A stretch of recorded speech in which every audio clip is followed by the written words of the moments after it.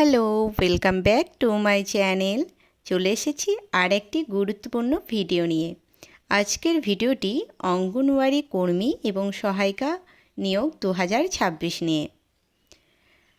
অনেকেই অঙ্গনওয়াড়ি কর্মী এবং সহায়িকা পদে নিযুক্ত হবার প্রস্তুতি নিচ্ছেন। আজকের ভিডিওটি তাদের জন্য খুবই গুরুত্বপূর্ণ হতে চলেছে। তো ভিডিওটি স্কিপ না করে প্রথম থেকে শেষ অবধি দেখার অনুরোধ রইল। আর আমার ভিডিও যদি আপনাদের ভালো লাগে তাহলে অবশ্যই আমার ভিডিওগুলিতে লাইক করবেন, কোন জেলা থেকে দেখছেন কমেন্টে জানাবেন এবং বন্ধুদের মধ্যে শেয়ার করে দেবেন। আর এরকম আপডেট পেতে আমার চ্যানেলটিকে অবশ্যই সাবস্ক্রাইব করবেন। চলুন ভিডিওটি শুরু করি। আপনারা অনেকেই প্রস্তুতি নিচ্ছেন। প্রস্তুতি নেওয়ার আগে আপনাদের সঠিক একটা পরিকল্পনা করা দরকার। কোন কোন জিনিসগুলো আপনারা আগে করবেন সমস্তটাই আমি ভিডিওতে আলোচনা করছি। আপনাদের অঙ্গনওয়াড়ি কর্মী এবং সহায়িকার নিয়োগ বিজ্ঞপ্তি যখন দেওয়া হবে তখন আপনারা কয়েকটা জিনিস মাথায় রাখবেন। আবেদন করার আগে কোন কোন বিষয়গুলো আপনারা বারবার চেক করে নেবেন। যখনই এরকম নিয়োগ বিজ্ঞপ্তি দেওয়া হবে তখনই আপনারা দেখে নেবেন, বিজ্ঞপ্তিটা ভালোভাবে পড়ে নেবেন। আর কোন কোন জিনিসগুলো খেয়াল রাখবেন। শিক্ষাগত যোগ্যতা, বর্তমানে এটা চেঞ্জ হতেও পারে, সমস্তটাই আলোচনা সাপেক্ষ। এখনও পর্যন্ত কোনো কিছু পরিবর্তন হয়নি। যদি হয় অবশ্যই আমি আমার চ্যানেলের মাধ্যমে জানিয়ে দেব। শিক্ষাগত যোগ্যতা আপনারা দেখে নেবেন, বয়স সীমা, প্রয়োজনীয় কাগজপত্র আছে কি না এবং আবেদন করার শেষ তারিখ আর আবেদনের পদ্ধতি। অনেকেই আপনারা বিজ্ঞপ্তিটা না পড়েই কোনো দোকানে চলে যান এটা অ্যাপ্লাই করার জন্য, আবেদন করার জন্য। বিজ্ঞপ্তি না পড়ে যখন আপনারা আবেদন করতে যাবেন সেক্ষেত্রে ফর্ম ফিল আপে ভুল হতে পারে আর ফর্মটি বাতিলও হতে পারে। এছাড়াও অ্যাডমিট না আসতে পারে। এরকম ছোটোখাটো আরও অনেক সমস্যা হতে পারে। সেক্ষেত্রে আপনাদের সমাধানের জন্য সিডিপিও অফিসে যেতে হবে।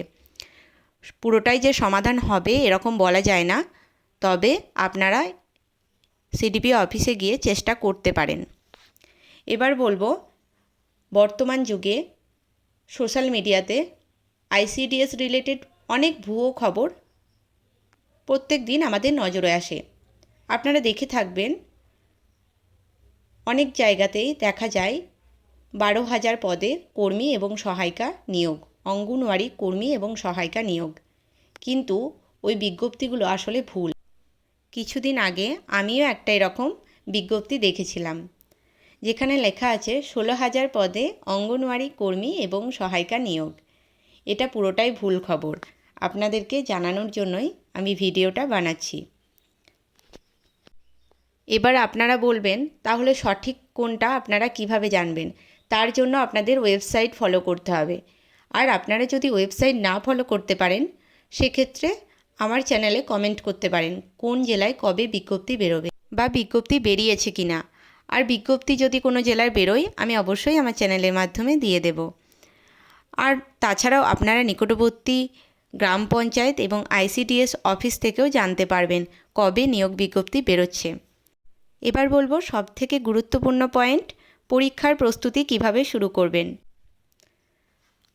আমি বলবো আপনারা এখন থেকেই প্রস্তুতি শুরু করে দেন, কারণ নিয়োগ বিজ্ঞপ্তি বেরোনোর পর আপনারা কিন্তু হাতে সময় খুব কম পাবেন। আর practice makes a man perfect. প্রত্যেক দিনের অভ্যাসই কিন্তু আপনাকে সফলতার দরবারে পৌঁছে দেবে। তাই প্রস্তুতি হোক এখন থেকেই। যারা যারা আমার ভিডিওটি আজকে দেখছেন অবশ্যই আপনারা যদি প্রস্তুতি নিতে চান আমাকে কমেন্টে জানাবেন, আমি সেই রিলেটেড ভিডিও নিয়ে আসব। যে যে বিষয়গুলো আপনাদের পড়তে হবে এখন থেকেই প্রিপারেশন নিন। বাংলা আপনারা সকলেই জানেন আমাদের মাতৃভাষা।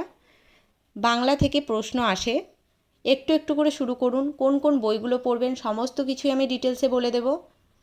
আর অনেকেই আছেন বই কিনতে পারেন না, সেক্ষেত্রে আমার চ্যানেলে আপনারা যে প্রশ্নগুলো আমি প্রিভিয়াস ইয়ার আপলোড করছি সেগুলো আপনারা দেখুন। আমি লাইভ ক্লাসে যে প্রশ্নগুলো আলোচনা করি সেগুলো আপনারা দেখুন। প্রত্যেকটি পরীক্ষার জন্য খুবই গুরুত্বপূর্ণ প্রশ্ন নিয়ে আসি। বাংলার পাশাপাশি আপনাদেরকে কিছু পাটিগণিতের অঙ্কও প্র্যাকটিস করতে হবে। আপনারা প্রথম থেকে 10 অবধি অর্থাৎ ক্লাস প্রথম এবং দ্বিতীয় শ্রেণীতে যে অঙ্কগুলো রয়েছে সেগুলো আপনারা পারবেন। আর যদিও না পারেন একবার অভ্যাস করে নেবেন এবং ক্লাস 10 অবধি অঙ্কগুলো একটু করে প্র্যাকটিস করবেন। পাটিগণিতের অঙ্কগুলো আপনারা বেশি করে প্র্যাকটিস করবেন, কারণ পাটিগণিতের অঙ্কগুলোই আসে। সাধারণ জ্ঞানের প্রশ্ন আপনাদের করতে হবে। কিছু জেনারেল নলেজ আপনারা যদি চান আমি অবশ্যই এগুলো আমার চ্যানেলে করিয়ে দেব। এছাড়াও জনস্বাস্থ্য ও পুষ্টি বিষয়ক এই রিলেটেড ভিডিও আমি আমার চ্যানেলে আপলোড করে দেব।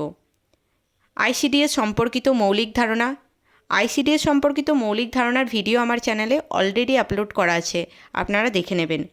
পশ্চিমবঙ্গ সম্পর্কিত সাধারণ তথ্য, আমার যে লাইভ ক্লাসগুলো আছে সেখানে আমি পশ্চিমবঙ্গ সম্পর্কে অনেক প্রশ্ন আলোচনা করেছি।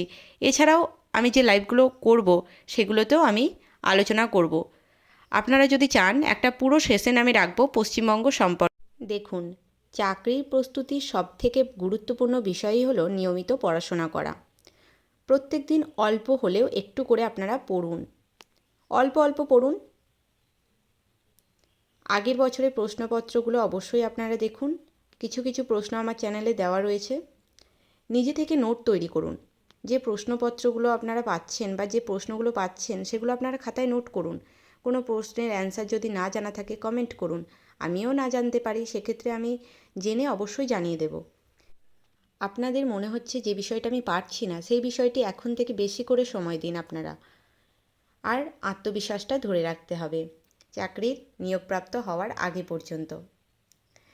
আর চাকরিতে নিয়োজিত হওয়ার পরও আপনাদের এই আত্মবিশ্বাসটা রাখতে হবে, কারণ এটা হচ্ছে একটা জনসাধারণকে নিয়ে কাজ। একদম তৃণমূল স্তরে আমরা কাজ করি, তাই আপনাদের আত্মবিশ্বাস আপনাদেরকে এই কাজটি সঠিকভাবে পরিচালিত করতে সাহায্য করবে।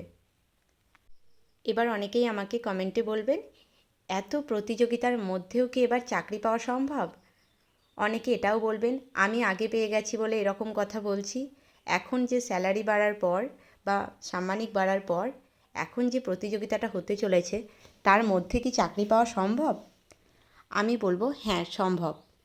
প্রত্যেকটা চাকরিতেই প্রতিযোগিতা থাকে, আর জীবনের প্রত্যেকটা ক্ষেত্রেই প্রতিযোগিতা থাকে। আপনারা একবার ভাবুন তো, প্রতিযোগিতা ছাড়া কোনো কিছু সম্ভব? কিন্তু যারা নিয়মিত পড়াশোনা করছেন, নিজের যে ভুলগুলো হচ্ছে সেই জায়গাগুলোকে বারবার দেখে সংশোধন করছেন এবং ধৈর্য ধরে পড়াশোনাটা চালিয়ে যাচ্ছেন আর এগিয়ে যাচ্ছেন, তাদের সফল হওয়ার সম্ভাবনা অনেক বেশি। আপনারা অবশ্যই সফল হবেন। আর আমি বলবো এখন থেকেই প্রস্তুতি শুরু করুন। একদিনের পড়াশোনা কিন্তু আপনাকে চাকরি পেতে সাহায্য করবে না। আপনি যদি নিয়মিত প্রস্তুতি নিয়ে থাকেন অবশ্যই আপনি লক্ষ্যের দিকে এগিয়ে যাবেন। আর আপনারা সবসময় নিজের দিকে আঙুল দিয়ে দেখুন, আমি কি পারি। অন্যের সঙ্গে নিজেকে তুলনা না করে প্রত্যেক দিন নিজের যে জায়গাটা রয়েছে সেখান থেকে আমি উন্নতি করব, নিজে আর এক ধাপ এগিয়ে যাব, এই পরিকল্পনা করুন। আর একটা টাইম টেবিল করে নিন, কোন টাইমে অঙ্ক করবেন, কোন টাইমে আপনারা বাংলা বিষয় পড়বেন। প্রত্যেক দিন অন্ততপক্ষে 1 ঘন্টা করে পড়ুন, অবশ্যই সফল হবেন। তো এই ছিল ভিডিওটি ভালো লাগলে অবশ্যই একটি লাইক করবেন, কমেন্ট করবেন এবং বন্ধুদের মধ্যে শেয়ার করে দেবেন। আর আমার চ্যানেল থেকে আপনারা উপকৃত হলে অবশ্যই চ্যানেলটি সাবস্ক্রাইব করবেন। আজকের ভিডিওটি এইটুকুই ছিল। দেখা হচ্ছে পরের ভিডিওতে, ততক্ষণ পর্যন্ত টাটা।